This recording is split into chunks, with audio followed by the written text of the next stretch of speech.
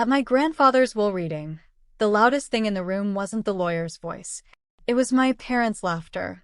They laughed as they slid a check across the polished oak table to my sister Lina. The number on it was obscenely big. The price of a decent house in our town, maybe too. Then the lawyer cleared his throat, shuffled a paper, and pushed something in my direction. A single dollar bill. Crisp. Centered on a white sheet.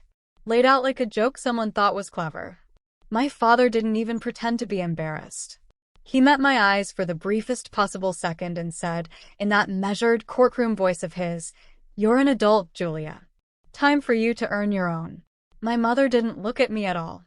She kept her attention on the table, lips curling just enough to show this gave her a private satisfaction. "Some children," she said softly, "just don't measure up." No one disagreed. Not the lawyer. Not the family friend in the corner. Not even Lina, who folded her check with careful fingers and didn't say a word. I stared at the dollar. It stared back. My hands stayed flat on the wood. I could feel the grain under my palms, solid and indifferent. The lawyer shifted, uncomfortable, then hesitated over one last item. "A sealed letter," he said. "Addressed to Julia. From your grandfather." That made my mother's smile slip for half a heartbeat. The envelope was thick, cream-colored, my name written on it in my grandfather Walter's steady cursive. The lawyer placed it beside the dollar, as if the two belonged in the same category. As if whatever my grandfather had left me could possibly balance out the humiliation pressed flat on that table.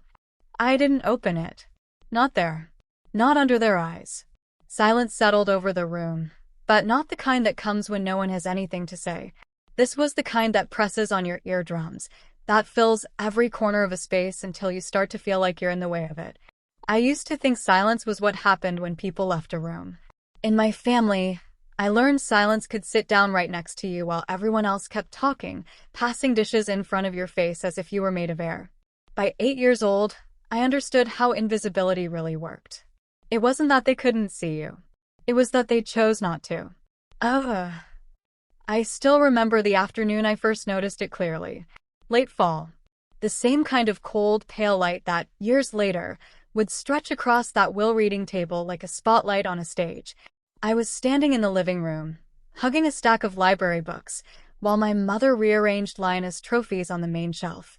She handled them like they were relics. Debate medals, lined up by year. Piano competition awards, each polished until the brass plates glowed. A glass plaque from some regional academic thing I didn't even fully understand. My sister's name cut into it in sharp, proud letters. Each one got a swipe of my mother's sweater sleeve, a tiny adjustment, a murmured. There, on the edge of a side table, barely within the halo of the lamp's light, lay a cheap blue ribbon. It was the kind they handed out at a county science fair. Mine. I'd spent weeks on that project. Late nights with poster boards and colored markers and borrowed books. I'd been stupidly proud of that ribbon. It wasn't hung. It wasn't smoothed. It wasn't even really placed anywhere. It was just there, folded loosely over itself, half sliding toward the floor. By dinner time it was gone. No comment. No, "Where should we put this?" No, "Nice job, Julia." It had simply vanished, the way things vanish when nobody considers them worth keeping track of. When I finally worked up the courage to ask my father about it, he didn't look up from his laptop. "Focus on real achievements," he said, eyes still on the screen. Then he reached over, without glancing, and squeezed Lina's shoulder. "You," he told her, "are going to have her pick of top internships. Any school would be lucky to get you." He said it like it was fact, like gravity. When he spoke to me, his tone changed. Less pride, more practicality. Less daughter, more reliable assistant. "Take the dog out, Julia. Don't forget to rake the back corner. And your mother left something at the pharmacy. Go get it before they close." He once told me, "You're steady, Julia." That's useful. As though steadiness was a consolation prize they gave the kid who wasn't exceptional enough to brag about. The only person who never talked to me like that was my grandfather. Walter moved at his own pace. He didn't rush his words or crowd his questions. Being around him felt like having someone hold open a door and actually wait to see if you wanted to come through. On weekends, he'd drive me out to his lake house. The air always smelled faintly of old wood and cool water. The dock out back creaked when you stepped on it, an old man's bones settling. He owned 2 fishing rods. One was newer, lighter, with a factory-made grip. The other was older, darker wood. His initials carved into the handle with a knife that hadn't been very sharp at the time. He always handed me the carved one. "People notice the shine," he said once, nodding at the newer rod. "They usually miss what's built to last." We'd sit side by side at the edge of the dock, lines dragging ripples into the surface of the lake. He rarely filled the quiet with chatter. Sometimes he'd ask what I'd been reading. Sometimes he'd just flick his eyes toward something, a shadow under the water, a bird in the reeds, and wait to see if I'd follow his gaze. One afternoon, a small bird landed on the railing across from us. Its feathers puffed against the wind, beak tucking, untucking. I might have missed it if he hadn't subtly tipped his chin toward it. "You sit still long enough," he murmured, "and the world forgets you're watching. That's when you see what's really there." Back then, I thought he was just talking about birds. I didn't realize he was quietly training me to read what lived underneath people's words, to notice what shifted in silence, what disappeared when no one thought anyone was paying attention.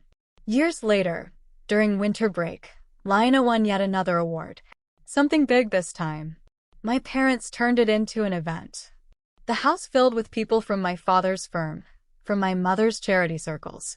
Perfume hung thick in the air. Glasses clinked. Laughter bounced off the walls. I spent the evening in the periphery, opening the door, taking coats, hanging them in the back room. It was easier than trying to wedge myself into conversations where no one noticed if I left. On my way back down the hallway, I paused near the dining room. My mother's voice drifted out, smooth and sweetened for her guests. "Oh, Lina is our star," she said. "She's always needed so much support. Everything for her is high stakes." A guest asked something I didn't catch. I heard my mother laugh, that light, controlled laugh of hers. "Julia?" "Oh, Julia's fine. She doesn't need much." The sentence seemed harmless on the surface, but it hit harder than any slap could have. Standing there, hands still looped through the sleeves of a stranger's coat, I understood something I hadn't been old enough to name before. In my family, not needing much meant you didn't deserve much. Not attention. Not resources. Not room at the table. It wasn't, in their minds, a cruelty. It was a story they'd told themselves so many times they believed it. Lina was fragile and brilliant and high return. I was self-contained. Low maintenance. Unurgent. When the guests finally left and the dishwasher hummed in the background, I slipped upstairs, grabbed an overnight bag, and walked out the front door without announcing it to anyone. The next morning, I was at the lake house. My grandfather was already on the dock when I arrived, sorting through an old tackle box.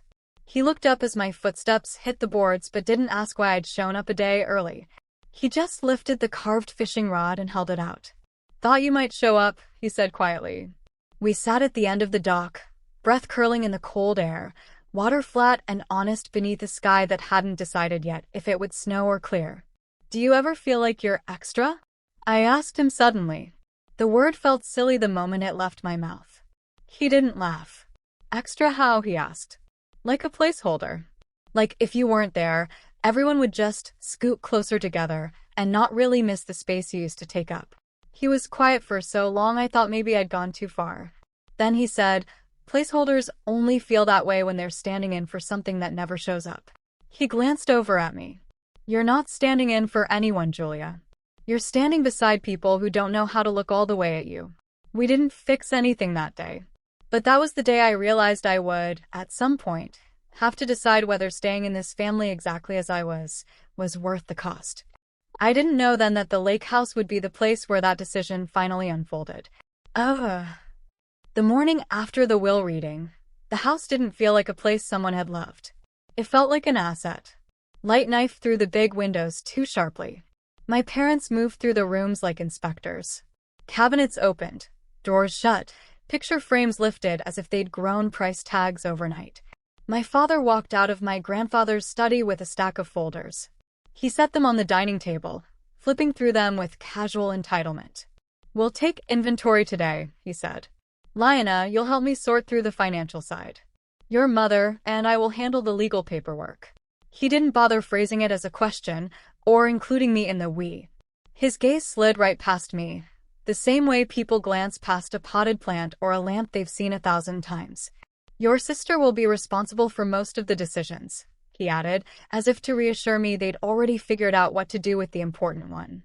My mother followed behind him, a stack of envelopes in one hand, humming something tuneless.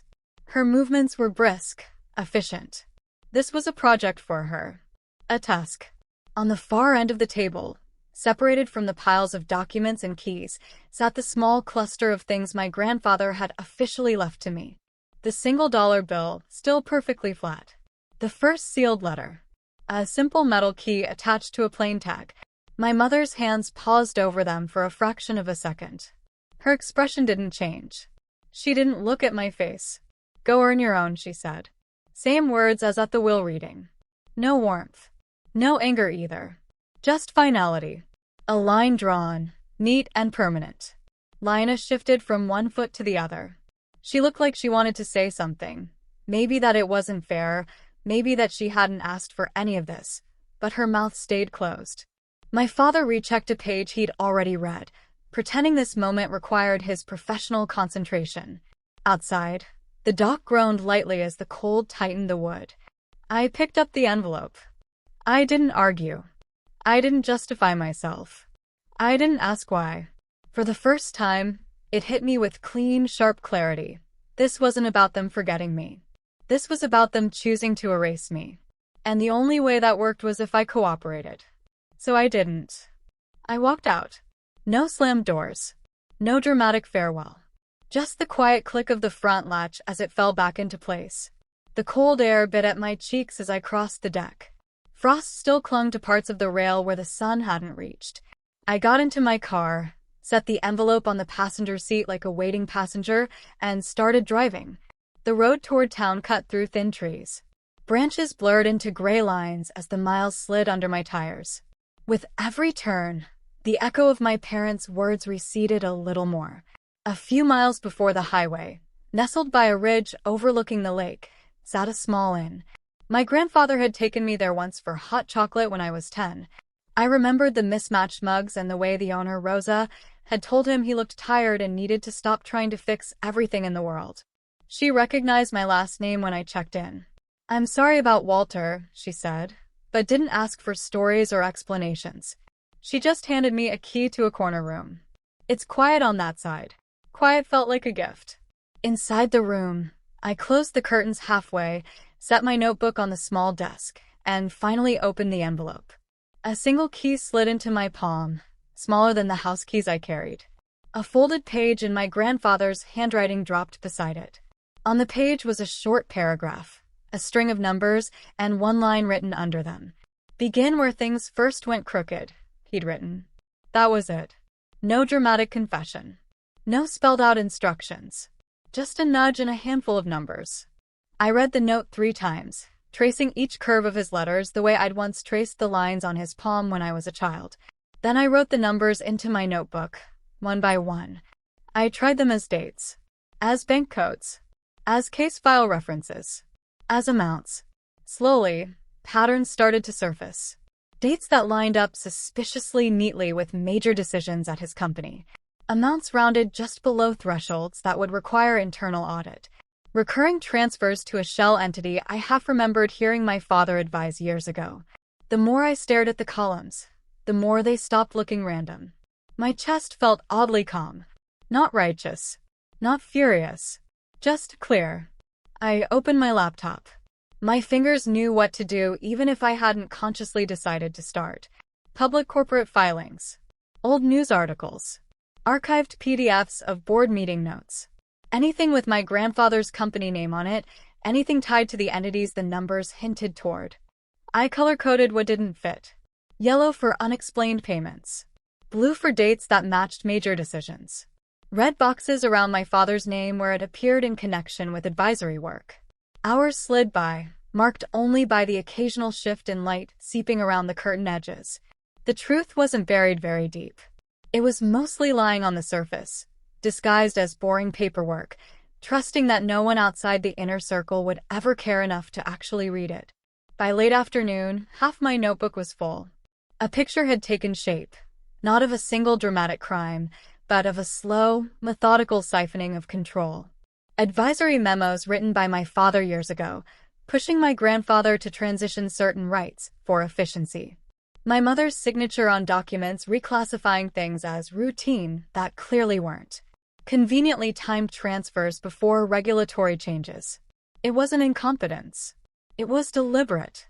I turned to a clean page and started building a timeline. Dates, account names, signatures, meeting minutes. Each entry grounded in public record or in something I'd seen in my grandfather's files over the years. No commentary. No accusations scribbled in the margins. Just facts, lined up in order, calm and undeniable. I didn't need to fight anyone.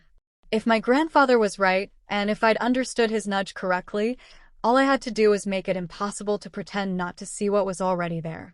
When my hand finally cramped, I set the pen down and reached for the second item I now understood better, the small key. I knew exactly where it belonged. The locked cabinet beneath my grandfather's desk. The one he always touched before leaving his study, like a private ritual I'd noticed but never understood. I slid my notebook into my bag, closed my laptop, and grabbed my car keys.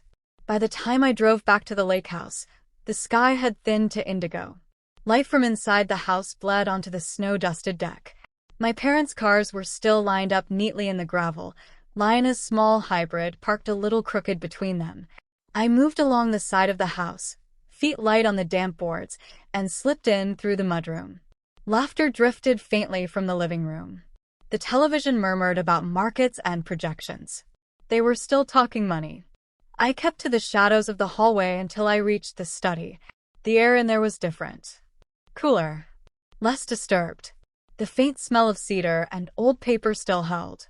I closed the door softly behind me and walked to the massive desk that had anchored the room my whole life. The cabinet under it was no bigger than a carry-on suitcase. Its lock was simple, metal dulled with use. My hand didn't shake when I slid the key in. The click was soft and final. Inside were thin binders, each labeled only with a year. A stack of loose notes in my grandfather's handwriting. A compact recording device. A printed set of emails clipped together. And another envelope. This one too had my name on it. I didn't open it right away. First, I pulled out the binders and flipped through them. What I saw there didn't surprise me after the afternoon I just had. It corroborated it. Internal notes of conversations with my father where the advice he'd given led, inevitably, to my grandfather's signing away leverage he never publicly admitted he'd lost. Short memos from my mother filed after informal discussions that lined up too neatly with the questionable transfers I'd highlighted. My grandfather hadn't been clueless. He'd known. And instead of engaging in a war he was too tired to fight head-on, he'd done something else. He'd documented. I scanned everything that mattered into my laptop, uploaded backup copies to 2 separate cloud folders, and checked both twice. It was less about paranoia and more about honoring the quiet, methodical way he'd prepared for this. "It's not that complicated," Boone interrupted quietly. He opened the paper folder with the same care someone might use to lift a fragile photograph. "These," he said, "are your grandfather's final directives. Executed and witnessed long before his health declined." He laid the top pages out in a neat fan. "Per these documents, your parents retain the properties and liquid assets specifically assigned to them in the will. Your sister's existing trust remains untouched." I could feel Lionel flinch, torn between relief and dread. "But," Boone continued, "the remainder of Walter's estate, including controlling interest in the Hartman Research Foundation and the lake house itself, transfers solely to Julia." The room seemed to contract around that sentence. My father surged to his feet. "Absolutely not. This can be challenged. We'll contest on grounds of." "You can contest," Boone agreed, completely calm. Walter anticipated that possibility. "If challenged in court, every asset named in these directives reverts in full to the foundation, to be managed by an external board." Additionally, his gaze lifted, landing squarely on my parents. He requested, in that event, a formal legal review of prior advisory work conducted by family members on his behalf. I believe you both know which work that would refer to. No one spoke. My mother's hands trembled just enough that I noticed. Lina looked like she might be ill.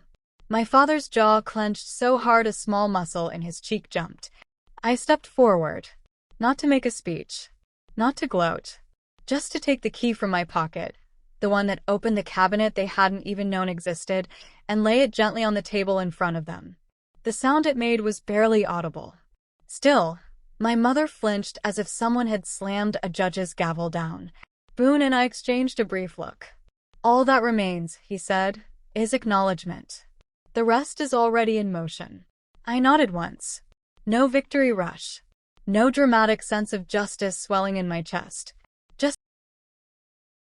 Just something clicking into place, like the final piece of a lock sliding where it was always meant to be. My parents said nothing. Not because they agreed. Because, for the first time, they understood there was no argument left that didn't risk them losing everything. Outside, the lake lay flat under the pale morning sky. The dock didn't creak.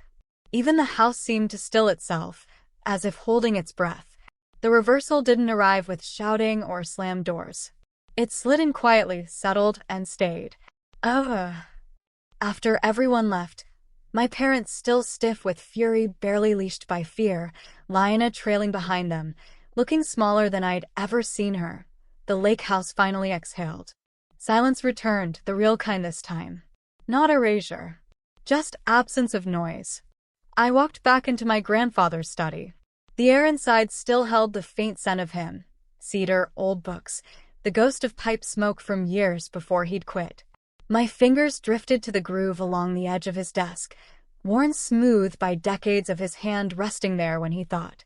It felt like a border I'd finally stepped across. I opened the second envelope he'd left for me from the cabinet. Inside was only a short note. "You always saw what others